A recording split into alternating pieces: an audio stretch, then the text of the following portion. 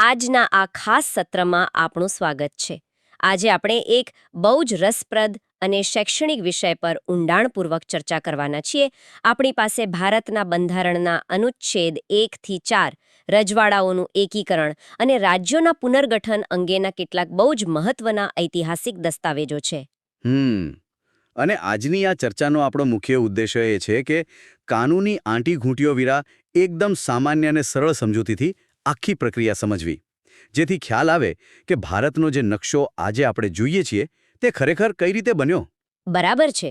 કારણ કે જુઓ, દેશનો નકશો એટલે આપણને લાગે કે કાગળ પર દોરેલી કેટલીક કાયમી રંગબેરંગી રેખાઓ. પણ હું વિચારતી હતી કે જો આ નકશો માત્ર કાગળનો ટુકડો ન હોય પણ એક જીવંત વસ્તુ હોય તો, એવી વસ્તુ જે સમય સાથે પોતાનો આકાર સતત બદલતી હોય. અરે બિલકુલ.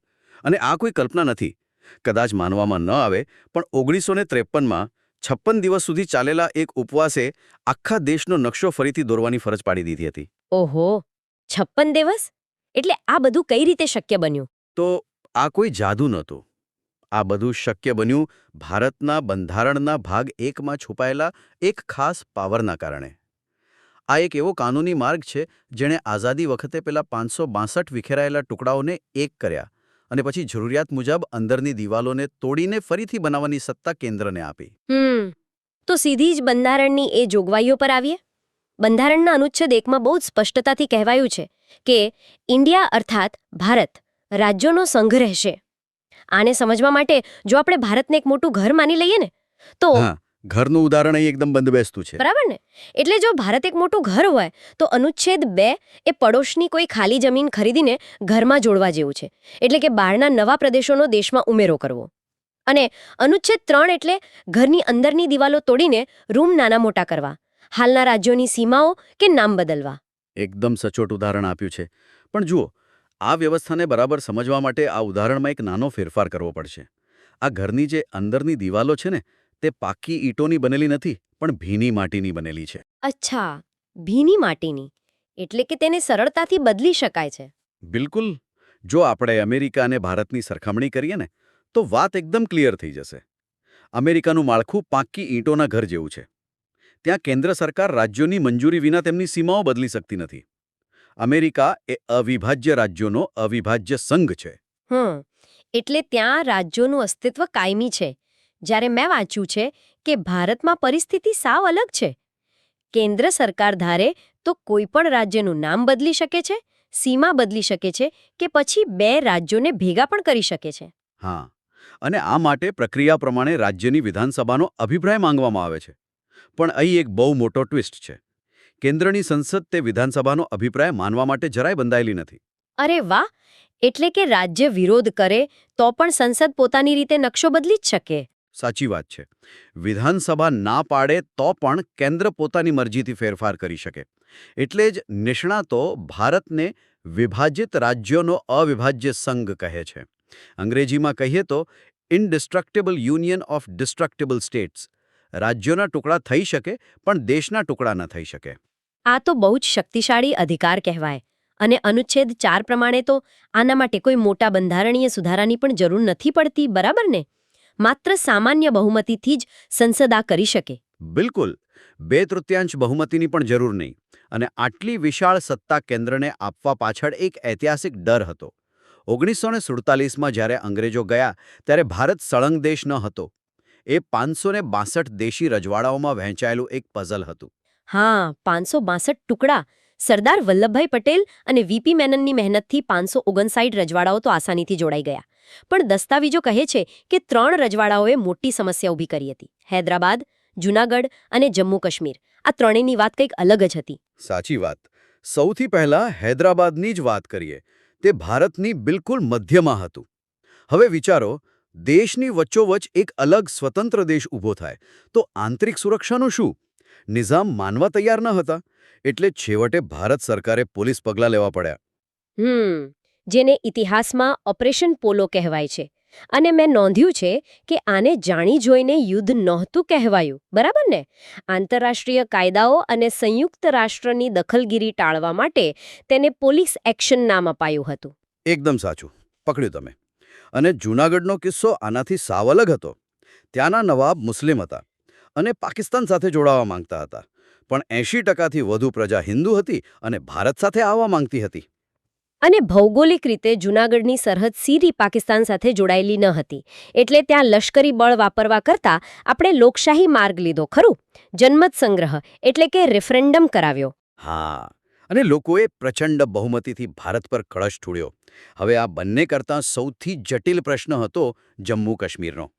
ત્યાં રાજા હરિસિંહ સ્વતંત્ર રહેવા માંગતા હતા, પણ પાકિસ્તાની પીઠબળ સાથે કબીલાઓએ કાશ્મીર પર આક્રમણ કર્યું અને શ્રીનગર સુધી પહોંચવા આવ્યા. ત્યારે રાજા હરિસિંહે ગભરાઈને ભારત પાસે મદદ માંગી.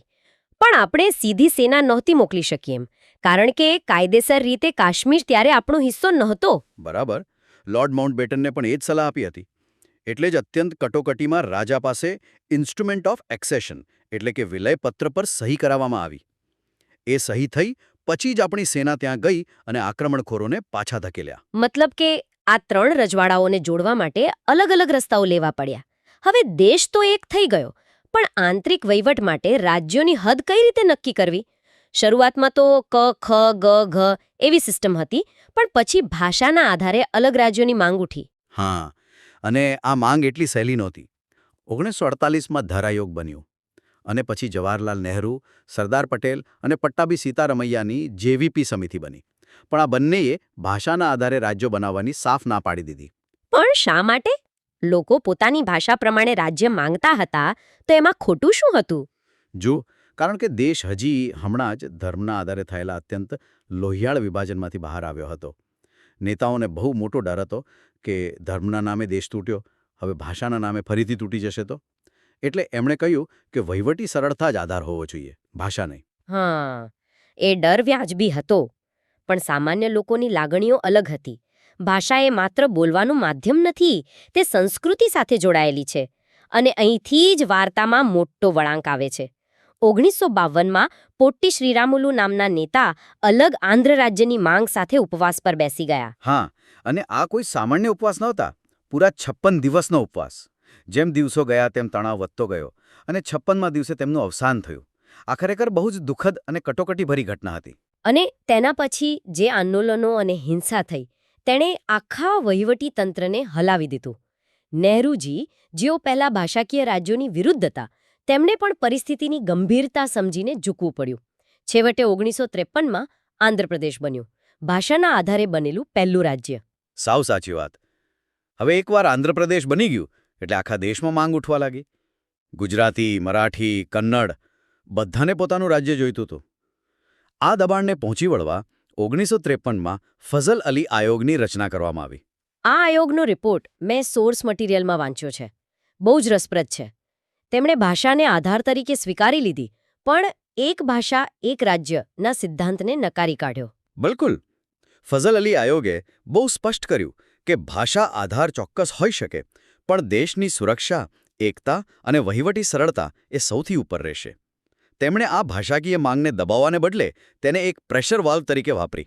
હા, જો કુકરની સીટી બંધ કરી દીધી હોત તો કદાચ દેશના ટુકડા થઈ જાત. પણ લોકોને પોતાની ઓળખ સાચવવાની જગ્યા મળી ગઈ એટલે દેશ વધારે મજબૂત બન્યો. અને આ જ રિપોર્ટના આધારે 1956માં રાજ્ય પુનર્ગઠન અધિનિયમ આવ્યો, ખરું ને? અને આ કાયદાથી પેલી જૂની ક ખ ગ ઘ વાળી સિસ્ટમ કાઢી નાખવામાં આવી. તેના બદલે 14 રાજ્યો અને 6 કેન્દ્રશાસિત પ્રદેશો બનાવવામાં આવ્યા. આખા દેશના નકશાને નવો આકાર મળ્યો. પણ આ નકશો ત્યાં અટક્યો નહીં. મને યાદ છે 1960માં મુંબઈ પ્રાંતમાં મોટા આંદોલનો થયા, મહાગુજરાત આંદોલન અને સંયુક્ત મહારાષ્ટ્ર આંદોલન. અને પછી મુંબઈ પ્રાંતના 2 ભાગ થયા, મહારાષ્ટ્ર અને આપણું ગુજરાત. ગુજરાત દેશનું 15મું રાજ્ય બન્યું. અરે હા, અને માત્ર અંદરની સીમાઓ જ નહીં, પણ બહારથી નવા પ્રદેશો પણ ઉમેરાયા. જેમ કે ગોવા, દમણ અને દીવ હજુ પોર્ટુગીઝોના કબજામાં હતા. 1961માં ઓપરેશન વિજય દ્વારા ભારતે તેમને મુક્ત કરાવ્યા અને દેશમાં જોડ્યા. ફ્રેન્ચ લોકો પાસેથી પુડ્ડુચેરી પણ પાછું મેળવ્યું. મતલબ કે અનુચ્છેદ 2 અને 3 બંનેનો ભરપૂર ઉપયોગ થતો રહ્યો. પંજાબનું વિભાજન પણ આવું જ ઉદાહરણ છે. 1966માં શાહ આયોગની ભલામણથી પંજાબમાંથી હિન્દી બોલતા વિસ્તારને અલગ કરી હરિયાણા બનાવવામાં આવ્યો અને પહાડી વિસ્તારોને હિમાચલ પ્રદેશમાં ભેળવાયા. બિલકુલ. અને આ આખી વિકાસ યાત્રામાં સિક્કિમનો કિસ્સો તો બહુ જ અનોખો છે. સિક્કિમ શરૂઆતમાં ભારતનો ભાગ નહોતું. ત્યાં ચોગ્યાલ વંશનું શાસન હતું. ભારત માત્ર તેના સંરક્ષણ અને વિદેશી બાબતોનું ધ્યાન રાખતું. પણ પછી ત્યાંના લોકોએ ભારત સાથે જોડાવાની ઈચ્છા બતાવી એટલે ભારતે તરત જ તેને પચાવી પાડવાને બદલે બંધારણીય રસ્તો લીધો. 1974માં બંધારણમાં સુધારો કરીને પહેલા સિક્કિમને એક સહાયક રાજ્યનો દરજ્જો આપ્યો. હા, એક પ્રાયોગિક તબક્કો હતો. અને જ્યારે લોકોનો વિશ્વાસ બેસી ગયો ત્યારે બીજા જ વર્ષે 1975માં તેને સંપૂર્ણ રીતે ભારતનું 22મું રાજ્ય બનાવી દીધું. આ બતાવે છે કે આપણું બંધારણ કેટલું લવચિક અને ગતિશીલ છે. ખરેખર જો આપણે અમેરિકા જેવી જડ સિસ્ટમ રાખી હોત તો આટલી બધી વિવિધતાઓ આપણે ક્યારેય ન સાચવી શક્યા હોત. એટલે જ અનુચ્છેદ 3 એ આપણી લોકશાહીનું સુરક્ષા કવચ છે. તો આજે આપણે જોયું કે ભારતનો નકશો કોઈ નિર્જીવ આકૃતિ નથી. સાચી વાત છે. એ સતત શ્વાસ લેતી પ્રક્રિયા છે. 562 રજવાડાઓથી શરૂ થયેલી સફર 14 રાજ્યો સુધી પહોંચી. પછી વર્ષ 2000માં છત્તીસગઢ, ઉત્તરાખંડ અને ઝારખંડ બન્યા અને છેલ્લે 2014માં તેલંગાણા બન્યું. તો હવે જતા જતા શ્રોતાઓ માટે એક વિચારવા જેવો પ્રશ્ન મૂકતા જઈએ. આજે પણ દેશમાં અલગ રાજ્યોની માગ ચાલુ જ છે. મહારાષ્ટ્રમાં વિદર્ભ અલગ કરવાની વાત ચાલે છે. આસામમાં બોડોલેન્ડની માંગ છે. અને આની પાછળ બહુ મોટી ચર્ચા છે કે નાના રાજ્યો સારા કે ખરાબ. કેટલાક માને છે કે નાના રાજ્યોથી વહીવટ સારો થાય છે, જ્યારે અર્થશાસ્ત્રીઓ કહે છે કે નવી રાજધાની, નવી હાઈકોર્ટ બનાવવામાં આર્થિક બોજ બહુ વધી જાય છે. બરાબર. તો સવાલ એ છે કે જો બંધારણ આપણને સીમાઓ બદલવાની આટલી છૂટ આપે છે અને લોકોની જરૂરિયાતો સતત બદલાતી રહે છે, તો શું ભારતનો આંતરિક નકશો ક્યારે સંપૂર્ણપણે ફાઇનલ થઈ શકશે? બહુ જ ઊંડો પ્રશ્ન છે. શું ભવિષ્યમાં પણ નકશો બદલાતો રહેશે? હા, કદાચ આવનારી પેઢીઓ ભારતનો કોઈ સાવ નવો જ નકશો જોતી હશે. ખેર, આ પ્રશ્નનો જવાબ તો ભવિષ્યના ગર્ભમાં જ છે. આ વિષય પર તમે પણ વિચારજો. આજના આ સત્રમાં જોડાવા બદલ ખૂબ ખૂબ આભાર.